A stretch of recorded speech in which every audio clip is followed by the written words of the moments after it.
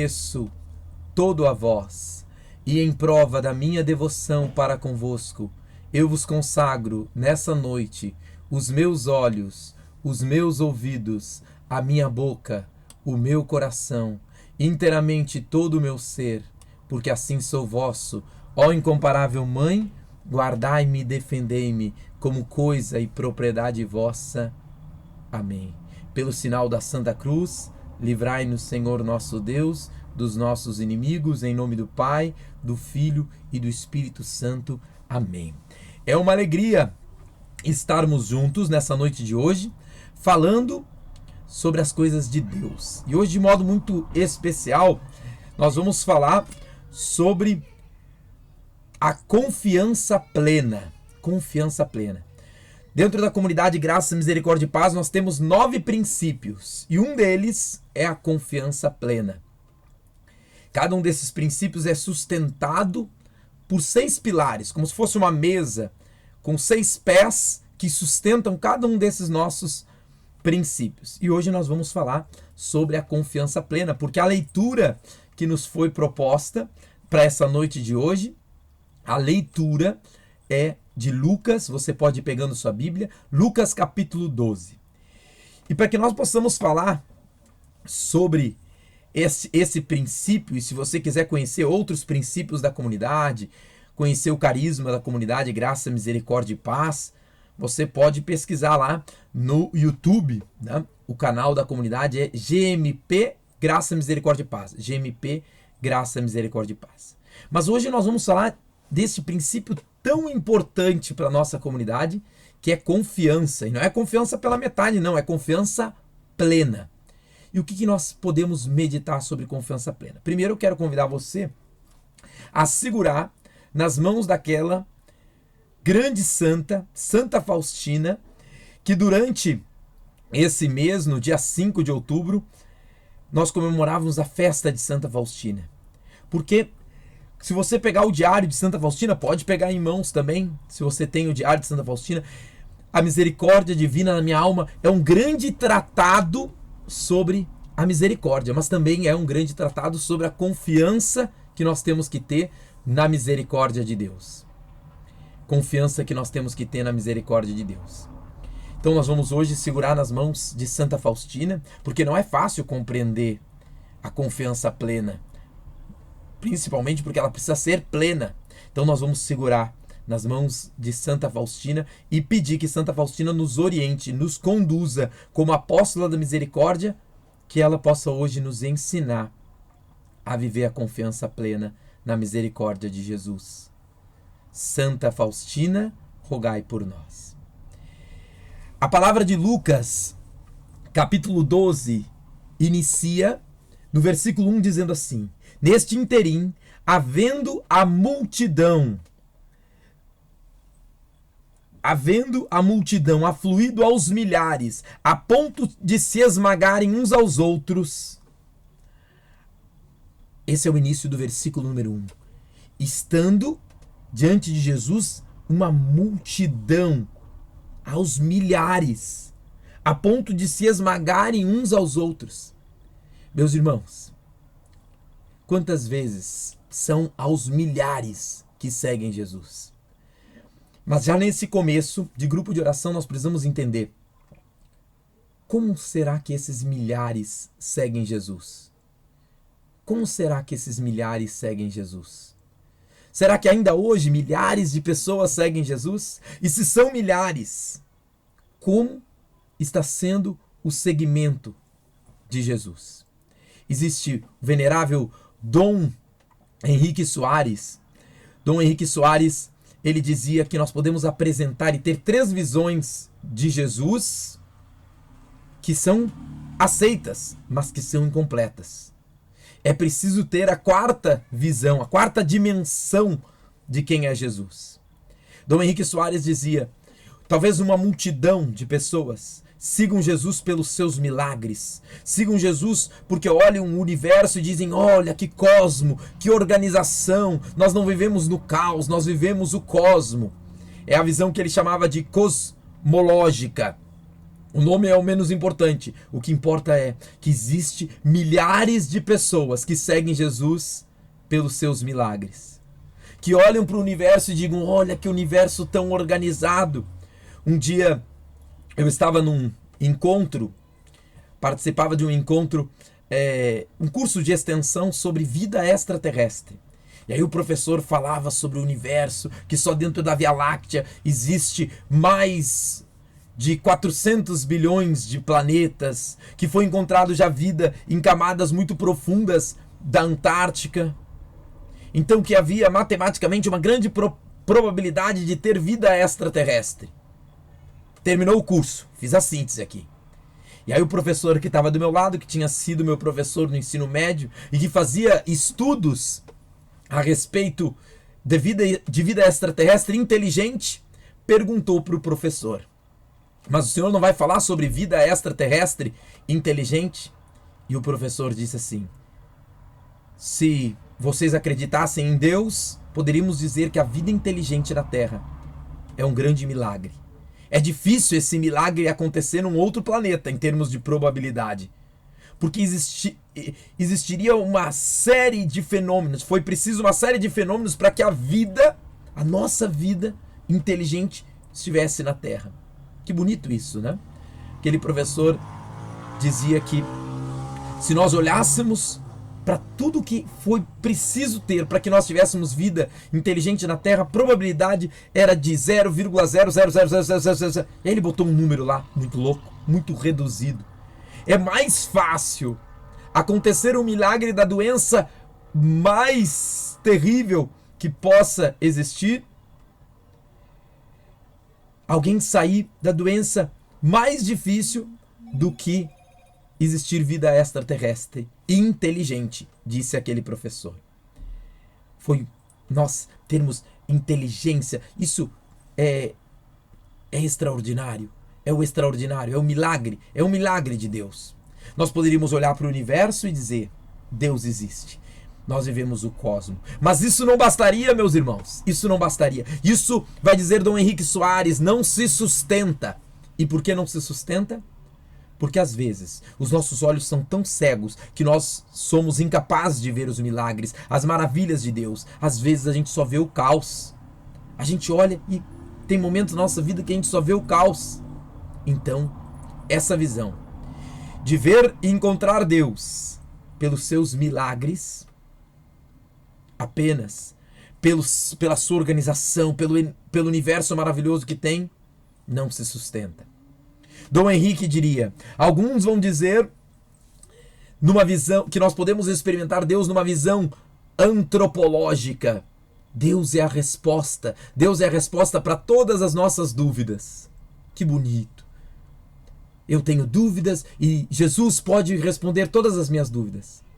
Mas essa visão também não se sustenta. E por que não se sustenta? Porque às vezes nós estamos surdos e não conseguimos escutar a Deus.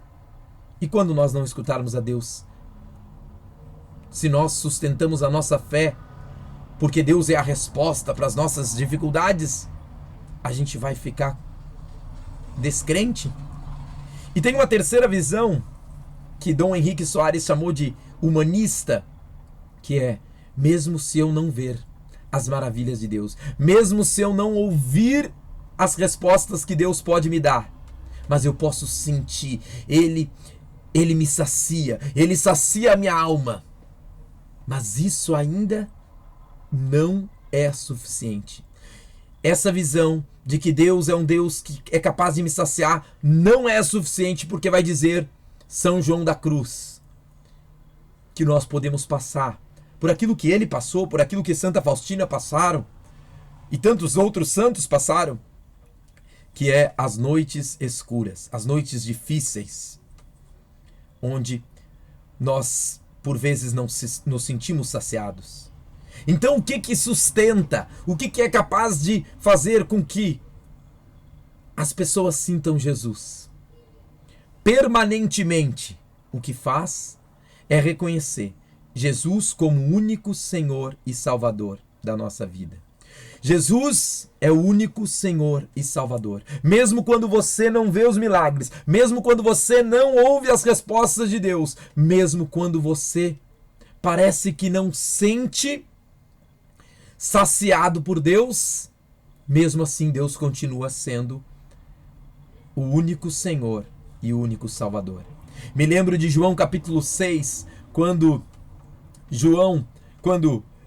os apóstolos estão escutando junto com os discípulos e também junto com uma multidão o grande discurso eucarístico de Jesus. Quem come a minha carne e bebe meu sangue permanece em mim e eu nele, e a minha carne é verdadeira comida e meu sangue é verdadeira bebida. E muitos discípulos começaram a achar aquilo muito estranho, começaram a se afastar de Jesus, talvez porque escutavam, eram parte de uma grande multidão que gostava de ver os milagres de Jesus, que gostava de ouvir as respostas que Jesus tem.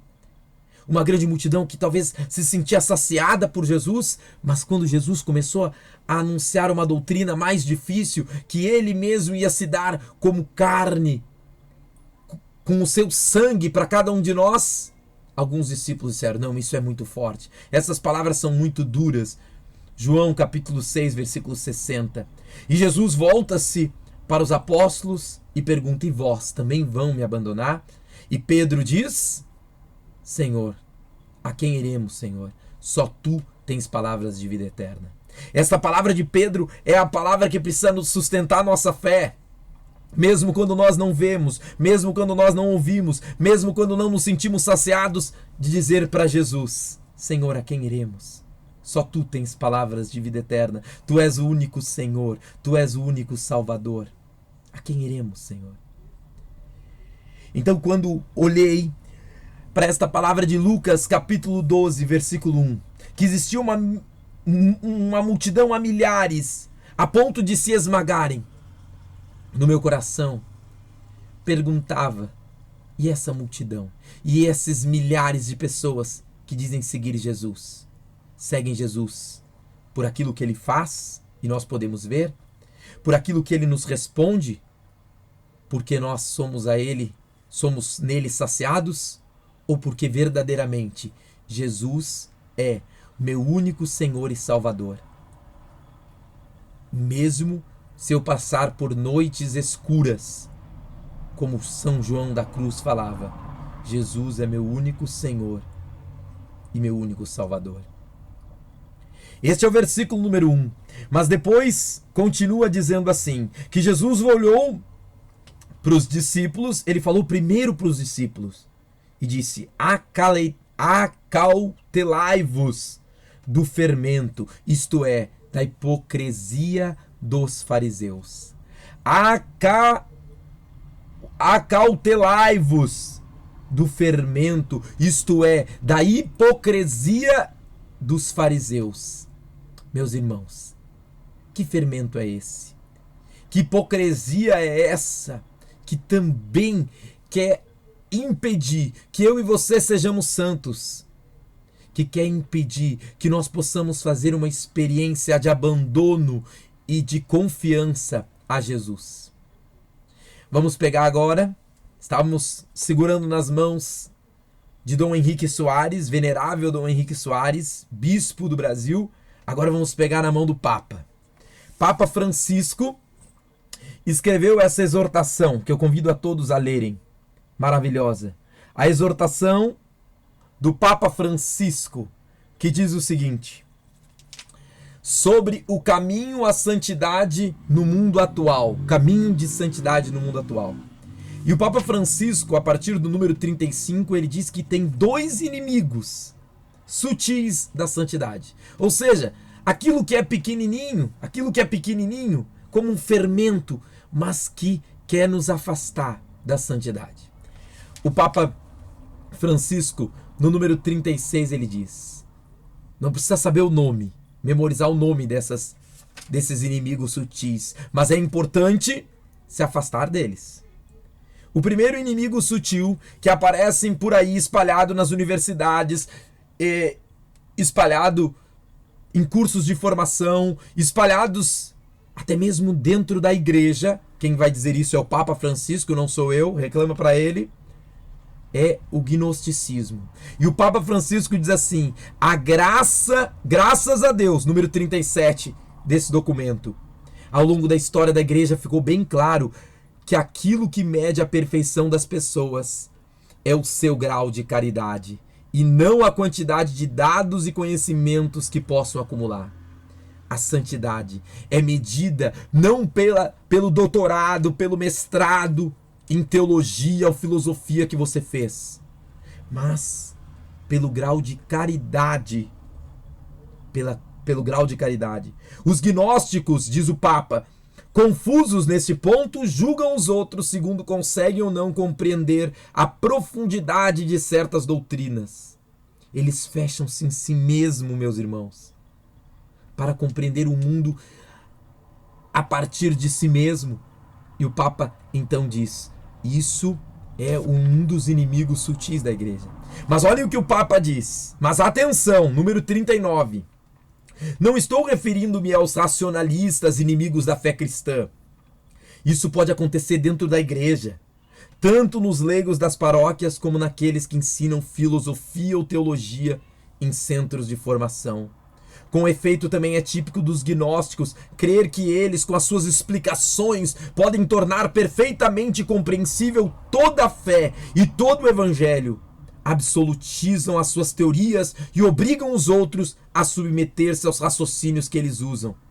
Uma coisa é o uso saudável e humilde da razão para refletir o ensinamento teológico e moral do evangelho. Outra coisa é pretender reduzir o ensinamento de Jesus a uma lógica fria e dura que procura dominar tudo. O Papa, no número 40, diz: com efeito, o gnosticismo, por sua natureza, quer domesticar o mistério, tanto o mistério de Deus e da sua graça, como o mistério da vida dos outros. O gnosticismo quer explicar tudo, acha que tudo pode ser compreensível e quer domesticar o mistério, quer, às vezes, até mesmo negar o mistério de Deus. Até mesmo negar o mistério de Deus. Uma vez, estava num curso de Cristologia, uma cadeira de Cristologia, e infelizmente não negava a existência do demônio, mas aquele professor dizia que o demônio não tem influência, não age no ser humano. E aí no final da aula, eu perguntei para ele: mas e na vida de Santa Faustina, santa, canonizada pela igreja? Ela fala da ação do demônio. E na vida de São Pio de Petreucina, ele fala também. E aí aquele professor disse: mas eles eram grandes místicos da igreja. Ou seja, aquilo que é incompreensível, aquilo que é mistério, é porque é na vida dos grandes místicos. E o Papa Francisco, neste documento sobre o chamado à santidade no mundo, que precisa ser lido por todos os leigos e todos os sacerdotes, está dizendo para cada um de nós que existe um mistério de Deus. Existe a mística de Deus na vida de cada um de nós. É claro, meus irmãos, que existe uma influência para nós sermos santos, para nós caminharmos rumo ao Senhor, uma influência direta, que até um ateu, que até um descrente pode enxergar. Qualquer um. Talvez os não crentes olhariam para a vida de Santa Faustina e diriam: mas é claro, para a vida de Santa Teresinha, e diriam: claro que Santa Teresinha tinha que acreditar em Jesus, porque ela teve um pai chamado São Luís, uma mãe chamada Santa Zélia, e elas impuseram, para o descrente é assim que eles falam, eles impuseram essa fé católica em Santa Teresinha. Na vida de tantos santos, os pais acreditavam, então, eu já ouvi isso, às vezes até de alguns alunos: você crê porque sua mãe impôs essa fé em você. É claro que isso, para nós, existe, e nós que acreditamos diríamos: é uma influência sim dos nossos pais. O Papa Francisco chama isso, no número 3 desse documento, ele chama isso como tamanha nuvem de testemunhas. Somos convidados a reconhecer uma tamanha nuvem de testemunhas que incitam a não nos determos no caminho, que nos estimulam a continuar a correr para a meta. E entre tais testemunhas pode estar a nossa própria mãe, uma avó, outra pessoa próxima de nós. As suas vidas talvez não tenham sido sempre perfeitas, mas mesmo no meio de imperfeições e quedas, continuaram a caminhar e agradaram ao Senhor. É fato que na vida de Santa Teresinha houve uma influência direta, perceptível por todos nós, visíveis por todos nós, influências de São Luís e Santa Zélia, seus pais. É visível que na minha vida o permanecer católico teve a influência dos meus pais, teve a influência da minha mãe, teve a influência do meu pai, que me ensinaram a fé católica, que me contaram testemunhos de Deus na sua vida, de manifestações de Deus na sua vida, e eu dizia, eu também quero viver isso. Testemunho da minha mãe, que até o fim continuava a caminhar e agradar o Senhor, orando, rezando, pedindo para rezar o terço da misericórdia. Então há uma nuvem de testemunhas. Mas também há uma influência que é mistério, que é místico, e que nós não podemos explicar racionalmente. Alguns acham que tudo podem explicar e querem e insistem em não crer na mística, no mistério de Deus. Ontem, a Julie me falava sobre as experiências que ela tinha de oração, as experiências de Deus na nossa vida de família, e eu só escutava. Depois ela disse, mas não vai falar nada. Mas ontem de noite eu queria só escutar, porque na verdade eu não tinha o que falar. Parece que quando eu falo também tem um pouco de tentativa de compreender as coisas, e aquilo que ela falava era incompreensível, era mistério de Deus. E eu fiquei, na verdade, contemplando, e talvez por não contemplar muito ela se espantou. Eu preciso ser mais contemplativo. E aí eu fiquei contemplando como pode um Deus tão imenso, como pode santos tão imensos, como Santa Faustina, como Santa Teresinha, como São Pio de Pietrelcina, como pode Nossa Senhora, na imensidão desses santos, na imensidão de Deus, Ele olhar e nos escolher. Ele escolher, mesmo diante das nossas misérias. Existe, meus irmãos, algo que não se explica. Há mistério, há a mística do Senhor, que não é só para a vida dos grandes santos, que não é só na vida dos outros, que também acontece na sua e na minha vida. É mística. A cura do Joãozinho, que deve estar nos escutando, meu filho mais velho, que eu recebi uma rosa de Santa Teresinha, porque eu fui comprar um livro que nem esse, no sebo, o sentido do sofrimento humano, e quando eu abri tinha ali a novena de Santa Teresinha.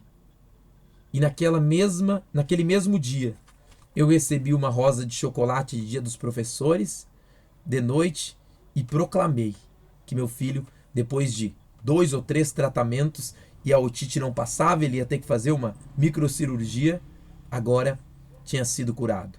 Mística de Deus, mistério de Deus. Como explicar racionalmente que minha família, que veio de São Paulo, estava vivendo uma desestrutura familiar, estava como que caindo aos pedaços. Minha família, por pura misericórdia de Deus, que procurava falsos senhores, que estava procurando o ocultismo, o espiritismo, Seixonoé, tentou tantas coisas que eu me lembro da minha família buscar para tentar respostas para aqueles pedaços. Minha família veio de São Paulo para Porto Alegre. Na minha primeira infância, eu me recordo, minha família estava em pedaços.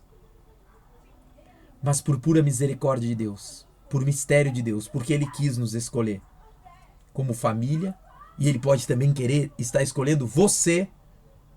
Minha mãe sonhou com o Santuário Santa Rita de Cássia. Naquela época não existia o Google Maps, e aí ela começou a perguntar onde é o Santuário de Santa Rita de Cássia.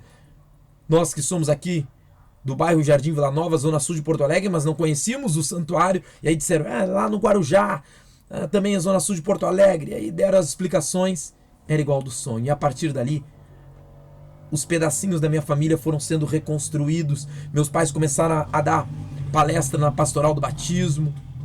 Eu e meu irmão começamos a fazer parte dos Coroinhas, depois Legião de Maria, depois junto com os meus pais do CLJ. Deus quis. Por que Deus quis? E ontem a Julie falava das maravilhas de Deus na nossa vida e eu fiquei contemplando mistério, mística de Deus, que não é só na vida dos grandes santos, é o mistério de Deus que acontece na nossa vida, no nosso dia a dia e que a gente não vai conseguir explicar, porque Ele é o Senhor, porque Ele é o Senhor. Que aconteceram na vida de Santa Faustina, na vida de São Pio de Petreutina, mas aconteceram também naquela menina, aquela pequena menina, que depois a gente vai citar mais ela num outro encontro, quando falarmos sobre intimidade, Lucas capítulo 14, na quarta sexta-feira do mês, fala sobre intimidade. E aí lá nós vamos segurar a mão de Santa Teresinha do Menino Jesus. Como pode uma menina com aquelas características, sofrendo de tantas dificuldades psicológicas, somáticas, ser atraído por Jesus e se tornar doutora da igreja, doutora da ciência do amor, que nos é capaz de ensinar com maestria essa intimidade que nós precisamos ter com Jesus. Mas hoje nós queremos falar sobre confiança. Sobre confiança. E para entender a confiança e para se abandonar nas mãos do Pai, para se abandonar nas mãos de Jesus, é necessário primeiro entender que Deus é mistério.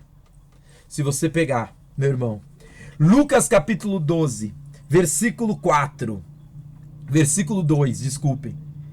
Diz assim: nada há de encoberto que não venha a ser revelado, nem de oculto que não venha a ser conhecido. Nada há de encoberto.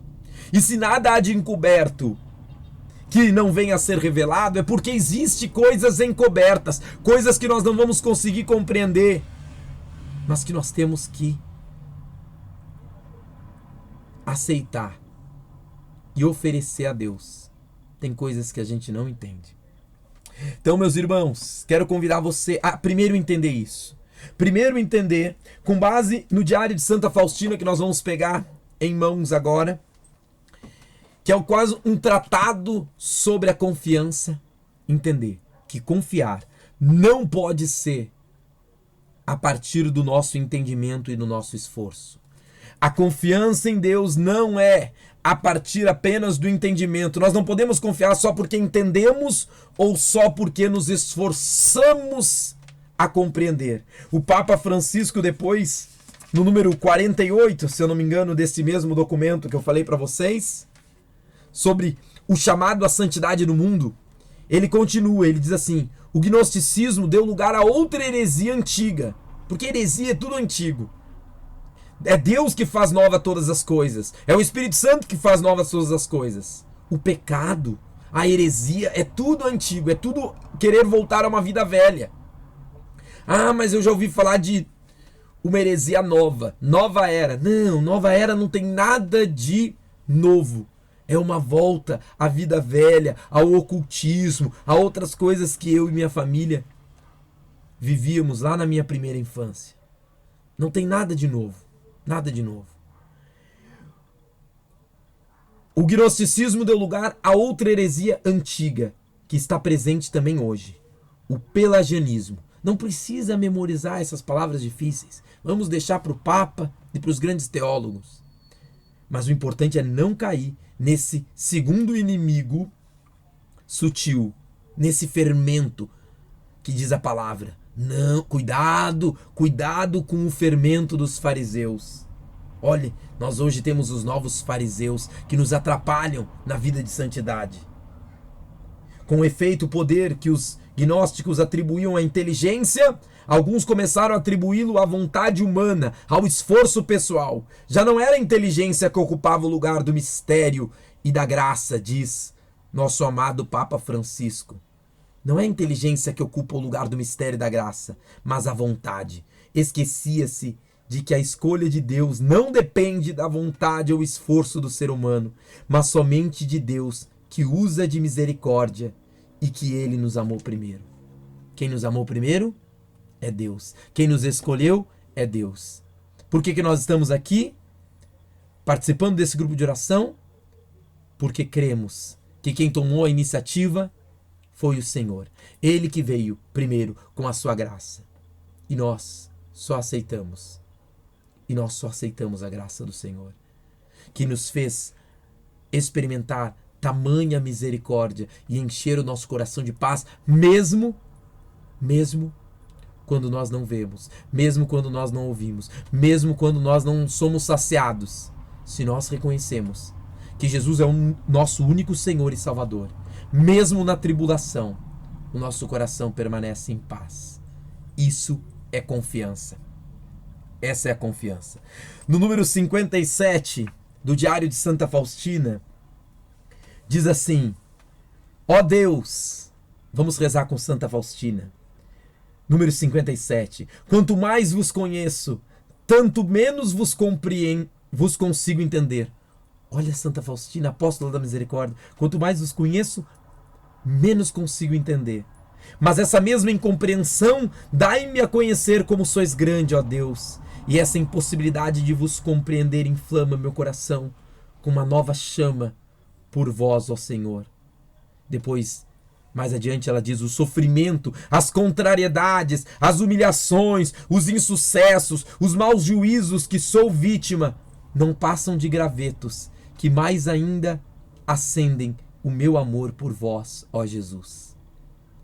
Que nós possamos entender, meus irmãos, que nós não vamos compreender a Deus, mas mesmo diante do sofrimento nós temos que oferecer tudo ao Senhor, confiar tudo, abandonar toda a nossa vida ao Senhor. Primeiro precisamos entender aqui também a respeito da confiança mesmo no sofrimento, que sofrimento é uma coisa real. O mundo de hoje, às vezes, por mais que fale de bullying, de depressão, no fundo, muitos não acreditam no sofrimento ou dizem: não falemos de sofrimento, ou não compreendem o sofrimento. Sofrimento, primeiro, você precisa entender na sua vida que é algo real. O irmão que está deprimido, ele sofre. Não é? Será que sofre? O irmão que sofre de ansiedade, sofre. A sua esposa, que foi internada, sofre. E você precisa entender esse sofrimento. A sua mãe, que talvez padeceu com câncer, ela sofre. E esse sofrimento, ele é real. Ele é real. Nós precisamos, se você pegar o número 669 do Diário de Santa Faustina, Jesus diz assim: minha filha, o sofrimento será para ti um sinal de que estou contigo. Minha filha, o sofrimento será para ti um sinal de que estou contigo. Número 669 do Diário. Depois dessas palavras, uma grande emoção penetrou na minha alma, diz Santa Faustina. Jesus não diria: minha filha, o sofrimento será para ti um sinal de que estou contigo, se o sofrimento não fosse real. Então eu quero que você compreenda isso, e eu também. Ou mais do que compreender, que nós possamos meditar e colocar essas palavras de Jesus, a Santa Faustina, no nosso coração. O sofrimento é real. O sofrimento é real. Por que não falar em sofrimento? Se numa assembleia grande, aqui nós estamos pelo Facebook, eu não vou conseguir acompanhar isso, mas se nós perguntássemos quem aqui, com 10, com 30, com 90 anos, não sofre, não tem diversidades na vida que nos levam a sofrer, às vezes até chorar mesmo. Sofrimento é algo real. Mas esse sofrimento que é real na nossa vida, essas noites escuras que às vezes nós não nos sentimos saciados, que são reais, precisam ser oferecidas. para Jesus. Como assim, oferecidas para Jesus? Vamos lá. Oferecer para Jesus. No Diário de Santa Faustina, número 109, Diário de Santa Faustina, número 109, diz assim, não é o 109, é o número 114. No número 114, diz assim: ó, quão agradáveis são os hinos entoados por uma alma sofredora. Todo o céu se encanta com uma alma assim, especialmente quando provada por Deus, entoa-lhe seus saudosos lamentos. Quando uma alma sofrida apresenta a sua súplica, o seu choro. Eu me recordo quando, diante de uma imagem de Santa Teresinha, chorava porque minha esposa estava internada com uma gravidez de alto risco, e como saí daquela igreja em paz, porque eu tinha oferecido e eu tinha certeza que o céu, algo dentro de mim sabia, o céu tinha escutado o meu lamento. Todo o céu se encanta com uma alma assim, especialmente quando provada por Deus, entoa-lhe seus saudosos lamentos. É o dom de lágrimas, é o dom de súplicas, onde tudo entregamos para o Senhor. No número 116, ó meu Jesus, por essas provações amorosas, sejam-vos dado louvores e glória. Santa Faustina está nos ensinando até a glorificar, e tem várias orações do Diário de Santa Faustina que glorificam pelos seus sofrimentos. Glorifica, porque ela sabe que em Jesus, e esse é o terceiro passo, o sofrimento é real, nós precisamos oferecer a Deus e entender que diante dos nossos sofrimentos nós nos unimos mais intimamente com Jesus. O Padre Paulo Ricardo diz que o Cristo completo é o Cristo ressuscitado. É o Cristo que aparece no quadro de Jesus misericordioso. Mas se você quer ser constante na vida de oração, se você quer ser perseverante na vida de oração, você precisa olhar para o Cristo do Calvário, para o Cristo da cruz, para o Cristo que derrama sangue por cada um de nós. Quando nós olhamos para esse Jesus ensanguentado e olhamos para a nossa vida com os desafios, com os sofrimentos que temos, nós vamos percebendo que o sofrimento nos une a Cristo. Olha o número 109, agora sim, Diário de Santa Faustina 109. Após esses sofrimentos, a alma está em grande pureza de espírito e muito próxima de Deus. Devo, porém, observar que nesses tormentos espirituais, embora se encontre perto de Deus, ela está cega. O olhar da alma é envolvido pelas trevas, apesar de Deus estar bem mais próximo de uma alma tão sofredora. Que grande doença dos olhos da alma, que, atingida pela luz divina, afirma que essa luz não existe. E, no entanto, ela é tão forte que cega. Todavia, conheci mais tarde que Deus está mais perto da alma nesses momentos do que em outras ocasiões. Eu também, a cada dia na minha vida, tenho entendido que Deus, nos momentos de sofrimento, de dificuldade, Ele está mais perto. Por quê? Olha o que Santa Faustina nos ensina. É uma maestra da confiança plena na misericórdia de Deus, esse Diário de Santa Faustina. Ela diz assim: porque com a simples ajuda da graça, ela não suportaria tais provações. Atuam aqui a onipotência de Deus e a graça extraordinária, porque de outra forma a alma sucumbiria no primeiro golpe. Diante do sofrimento, diante das perdas, diante das dificuldades, nós precisamos reconhecer que se Deus não estivesse conosco, na primeira rasteira que a vida nos desse, nós não ficaríamos de pé. Nós não ficaríamos de pé. Nós precisamos entender isso. E continua o Diário de Santa Faustina, número 268. Jesus diz a Santa Faustina: a esposa deve ser semelhante ao seu esposo. E Santa Faustina diz: compreendi a fundo essas palavras. Aqui não havia lugar para qualquer tipo de dúvida. A minha semelhança com Jesus deve ser pelo sofrimento e pela humildade.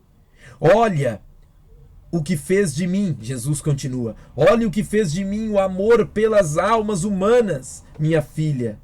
No teu coração encontro tudo o que me nega um tão grande número de almas. O teu coração é o meu repouso. Muitas vezes guardo grandes graças para o final da oração. Às vezes, Deus reserva grandes graças para o final da nossa vida, para o final da oração. E por isso nós precisamos ter uma paciente espera. Paciente espera.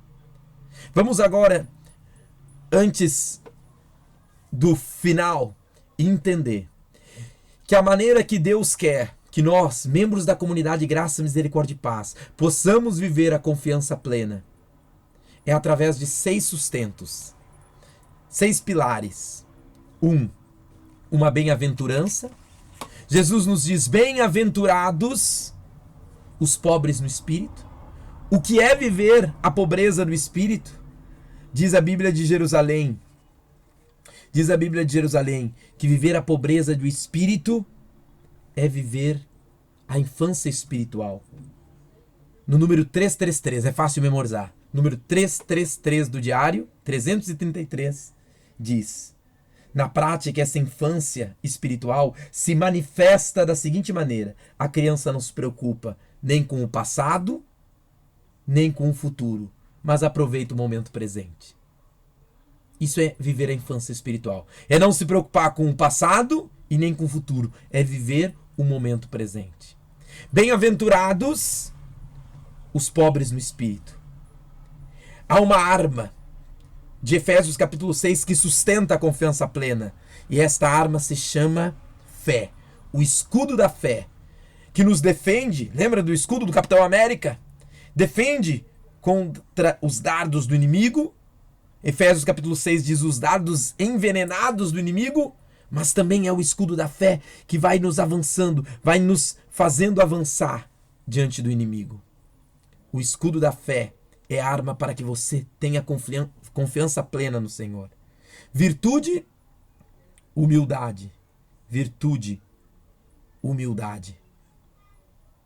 Regra de vida da comunidade Graça, Misericórdia e Paz. Todos os dias, para lembrar que nós precisamos confiar em Jesus, nós rezamos uma jaculatória. Deus tem cuidado de nós. Jesus, eu confio em vós. E nas noites escuras, Deus tem cuidado de nós. Jesus, eu confio em vós. E nas noites difíceis, Deus tem cuidado de nós. Jesus, eu confio em vós. E diante da cirurgia da Norma Clair de Oliveira e de todos esses que nos pedem oração pelas suas dificuldades, Deus tem cuidado de nós. Jesus, eu confio em vós. E o exercício espiritual, os 2 exercícios espirituais que nós queremos viver como membros da comunidade é a direção espiritual e a paciente espera. Esperar. Esperar o quê? Esperar o quê? O que nós precisamos esperar? Nós precisamos esperar por Jesus.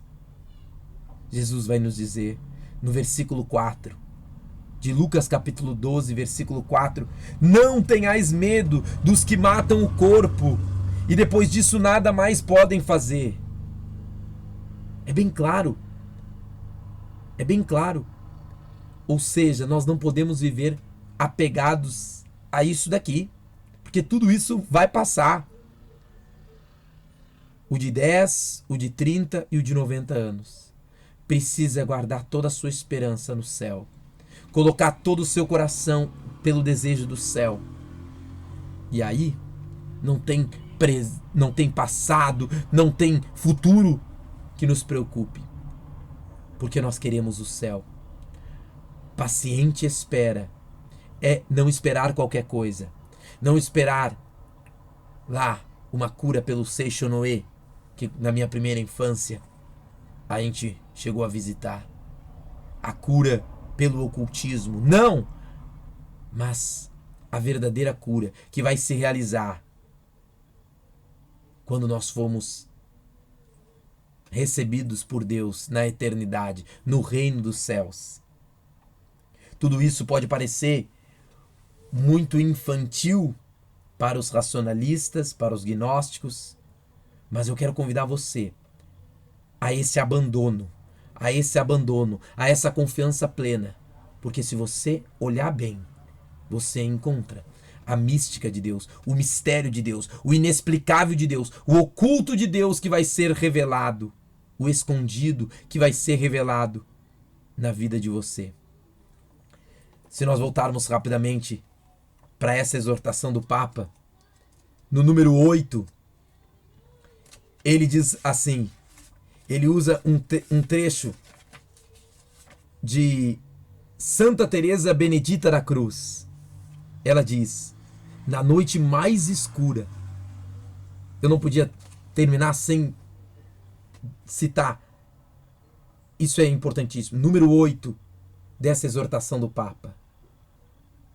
Na noite mais escura surgem os maiores profetas e os santos. Ou seja, não é quando você vê muito, quando você escuta ou quando você se sacia muito. É nas noites escuras. Eu olho para a vida de São João Paulo II. Nas noites escuras. São João da Cruz, Santa Teresinha, Santa Faustina. Nas noites escuras surgem os grandes profetas e os grandes santos. Todavia, a corrente vivificante da vida mística permanece invisível. Mesmo na vida deles, eles não conseguem explicar e ver aquela mística, aquele mistério de Deus. Certamente os eventos decisivos da história do mundo foram essencialmente influenciados por almas sobre as quais nada se diz nos livros de história. Gente de profunda oração que mudou o destino do mundo, oferecendo sacrifícios a Deus. E saber quais sejam as almas a quem devemos agradecer os acontecimentos decisivos da nossa vida pessoal, das curas que se realizam na nossa vida. Como nós saberemos a quem agradecer? É algo que só conheceremos no dia em que tudo o que está oculto for revelado. Ou seja, Santa Teresa Benedita da Cruz, que é citada no número 8 pelo Papa Francisco, está dizendo: vão ter coisas que a gente só vai conseguir explicar e até mesmo agradecer a quem rezou por nós, quem que nem sabe. É maravilhoso recordar que quando a Julie saiu do hospital, pessoas que a gente nem tinha ideia nos encontrava às vezes na missa e diz: nós rezamos por vocês, pela gestação da Mariazinha, que foi uma gestação mais complicada, nossa caçulinha. Deus tem um mistério para cada um de nós e nós precisamos compreender, meus irmãos. Mesmo quando nós olhamos para a nossa vida e não está tudo organizado, mesmo quando nós não percebemos a resposta de Deus, mesmo quando parece que nós não somos saciados, Ele continua sendo o único Senhor e o único Salvador na nossa vida. Que nós possamos olhar. E tem muitas outras citações. Se você pegar Paulo, no momento da dificuldade. Filipenses é uma carta que Paulo vai dizendo sobre a fé, sobre a constância. Capítulo 1, versículo 29. Pois vos foi concedida em relação a Cristo a graça, não só de crer nele, mas também de por ele sofrer. É graça, vai entender, mas é graça. É Paulo nos dizendo, ele estava preso e escreve uma carta que mais de 16 vezes fala sobre alegrai-vos, repito, alegrai-vos. Paulo faz a experiência de uma alegria verdadeira na prisão. Capítulo 2, versículo 13. Pois é Deus quem opera em vós o que quer e o opera segundo a sua vontade. Fazei tudo sem murmuração, sem reclamação, porque é Deus quem faz o que Ele quer da nossa vida, para o nosso aprendizado. Ele sabe o que é melhor para nós. Às vezes a gente acha, eu gosto de botar a mão no fogo, eu sou uma criancinha que vejo lá a mão no fogo. Só que Deus sabe, você vai se queimar. E aí Ele diz não. E aí às vezes, como crianças mimadas, a gente diz, mas eu queria tanto botar a mão no fogo. Mas esse não de Deus, os nãos que Deus coloca na nossa vida, gera sofrimento em nós. mas é porque Ele conhece o todo, Ele vê o todo. Esquecendo-me do que fica para trás, olha Paulo dizendo no capítulo 3, versículo 13, e avançando para o que está adiante, prossigo para o alvo, para o prêmio da vocação do alto, que vem de Deus em Cristo Jesus. Paulo está dizendo, é lá, temos que subir a montanha, temos que ir até o Senhor. Ele é o alvo. Aconteça o que acontecer no meio do caminho, nós não podemos continuar, nós não podemos desistir de continuar caminhando. Meus irmãos, se vocês pegarem, para terminar, agora sim, o Diário de Santa Faustina, número 2, existe um grande hino de confiança. Eu digo que esse Diário de Santa Faustina é um tratado da confiança e da misericórdia de Deus. Ela diz assim: quando olho para o futuro, o medo me inunda. Mas por que aprofundar-me no futuro? Para mim é preciso apenas o momento presente, pois o futuro talvez não venha à minha alma. Não viver para o futuro, não viver preocupado com o futuro, com as coisas terrenas. Viver para o céu. Confiança plena. Paciente espera no Senhor. É olhar para aquilo que não passa. É olhar para o céu. O tempo passado, de Santa Faustina, não está em meu poder para mudar algo, consertar ou acrescentar. Não conseguiu nem o sábio, nem os profetas. Por isso, fique com Deus o que o passado em si encerrou. Meus irmãos, nós não podemos viver de remorso, mas sim na confiança, na misericórdia infinita de Deus. Ele quer que nós possamos avançar. Porque o demônio, às vezes, quer que você olhe para o seu passado dizendo: olha, viu como não dá mais? Olha tudo que você já fez de feio. Mas você precisa, com muita fé, dizer: some daqui. A misericórdia de Deus é maior que o meu pecado. Se é que eu, a partir de agora, desejo esse Deus que tudo pode purificar, que com a sua água, com o seu sangue precioso, tudo pode lavar, tudo pode libertar. O momento presente, tu me pertences por inteiro, vai dizer Santa Faustina. Quero te usar o quanto estiver ao meu alcance, e embora seja fraca e pequena, vós me dais a graça da vossa onipotência. E por isso, confiando em vossa misericórdia, caminho pela vida como uma criança, e faço-vos diariamente o sacrifício do meu coração, inflamado de amor pela vossa maior glória. Amados irmãos, que nós possamos nos deixar envolver por esse amor, por essa misericórdia do Senhor, nos deixar inflamar por esse Deus que tudo pode realizar. Ele pode realizar os milagres que você aqui pediu. São muitas as intenções. Ele pode realizar todos esses milagres. O Senhor pode. Ele pode realizar tudo isso, meus irmãos. Não estou conseguindo subir aqui nas intenções que vocês pediram, mas são muitas. E Ele pode todas essas, porque Deus tem cuidado de nós. Ele pode tudo em nós. Mas é necessário se deixar envolver pela sua misericórdia, pelo seu amor. Deixe-se envolver pelo amor de Deus. Deixe-se envolver pela sua misericórdia. Livre imitação de Cristo vai dizer: se mais confias em tua razão e talento, que na graça de Jesus Cristo, só raras vezes e tarde será iluminado.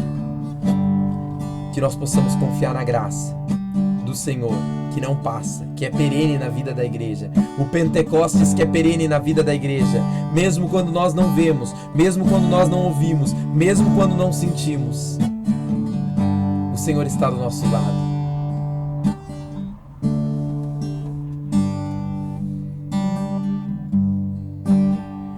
Eu não quero ser como aquela grande multidão que te acompanhava, que te admirava pelos teus milagres, nada mais. Eu só quero ser um adorador pelo que és. Eu só quero ser um adorador pelo que és. Filho de Deus vivo, meu melhor amigo, o que mais preciso pra viver. Sem Jesus, sem o nosso Senhor e Salvador, nós não conseguimos viver. A quem iremos? Só tu tens palavras de vida eterna. Eu só quero estar onde tu estás e te adorar. Eu só quero ir onde tu estás e te adorar.